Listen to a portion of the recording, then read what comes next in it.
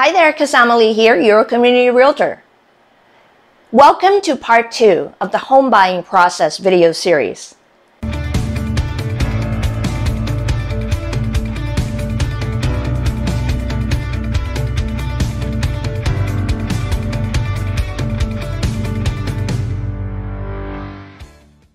You should have already watched the first part of the home buying video process. If not, you should go back. Should be a link here for you to be able to watch it, okay? So here we are. You are now pre-approved. Yay! You know exactly what your purchasing power is and how much of a house you can actually purchase, which is awesome, okay? So now what we're going to do is we need to talk about setting funds aside during the process of home buying, okay? So we are now looking at houses. So let's say you decided with that purchasing amount, maximum purchasing amount that you have figured out the location, the area, the community that you'd like to live in. Now we're going to narrow it down to, what I'm going to do is I'm going to talk to you about, so how many people are in your family, and does everybody need their own bedrooms? Will you need a spare room as an office? Do you work from home? Lifestyle, so on and so forth. So my job is to make sure that what you end up buying fits the needs of your family. Not just in the next few years, but hopefully for 4 to 5 years to come.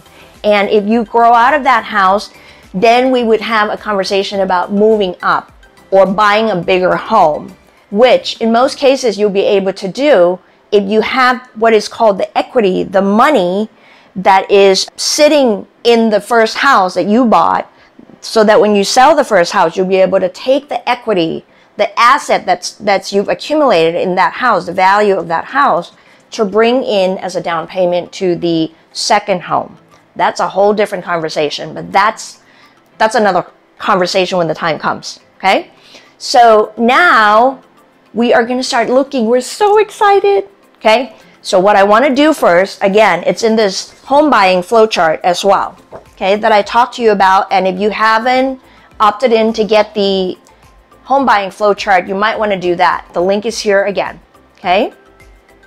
So what you want to do is you want to get clear on how much money you have to set aside to be able to successfully get the keys to the house at the end of all this, of this escrow process.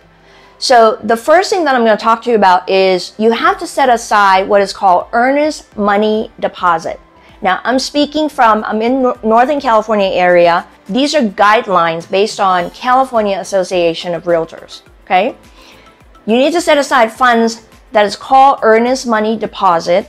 That fund is usually between 1 to 3% of the purchase price. So for example, if the house that you're buying is $400,000, you should set aside at least $4,000 of earnest money deposit. This fund will be required as soon as your offer is accepted. You have 3 business days from the day that your offer is accepted to deposit that $4,000 into an escrow account. That fund just sits there through the whole life of the escrow period, okay? And it'll be used towards your, what is called funds to close. This is a part where your lender is going to explain all this to you. That's the entire amount you'll need as down payment, closing costs, and whatever else that is structured inside your financing program, okay? So you'll need to refer to that part with the lender that you're working with. But anyway, so the $4,000 gets applied towards the end of the closing.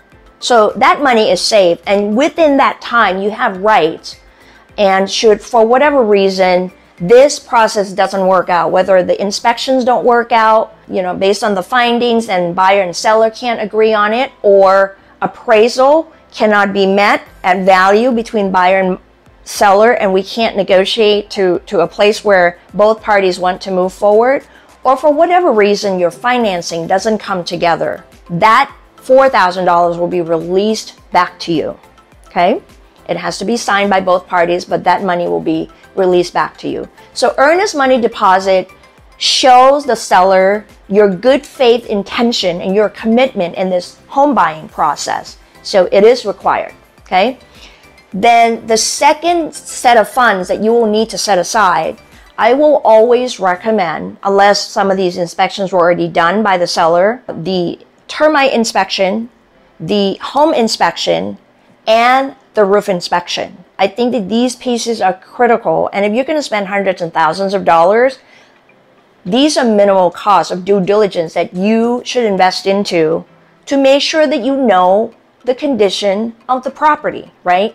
So I would set aside between $700 to $900. I would just say $900, depending on the size of the home. So the inspection fees would vary. Set aside up to $900 for all of the inspections that need to take place during the escrow, the home buying process. Okay, so those fees, you should be making those payments out to the inspectors directly. Usually I ask you to bring your checkbook so that you can write the check out to the inspector at the end of the inspection. Now, the third fund you want to set aside, this is actually what your lender is going to be notifying you. So that's coming from getting a loan and the financing side, which I don't do loans, but I know enough about the process. So I just want to make sure that that's covered in our conversation, is the appraisal fee.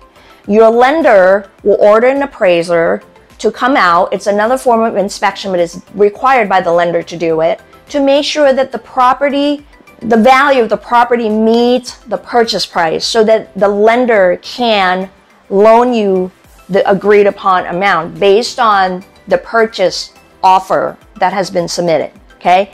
So the appraisal fee is usually between, I want to say, $400 to $600.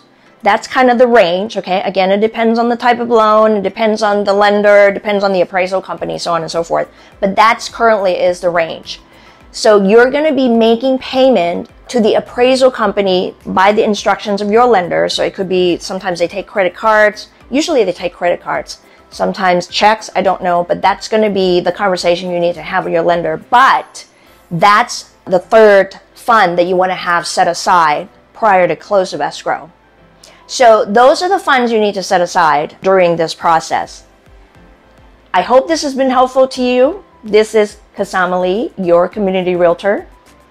Again, if you have not subscribed to my YouTube channel with all this great real estate information content, click subscribe and notification so that you can receive the next part of this series, which is part 3. And we're going to be talking about the fun stuff, getting ready to move and getting the keys, and a little bit more about the shopping process and how to prepare so that you can move into your home.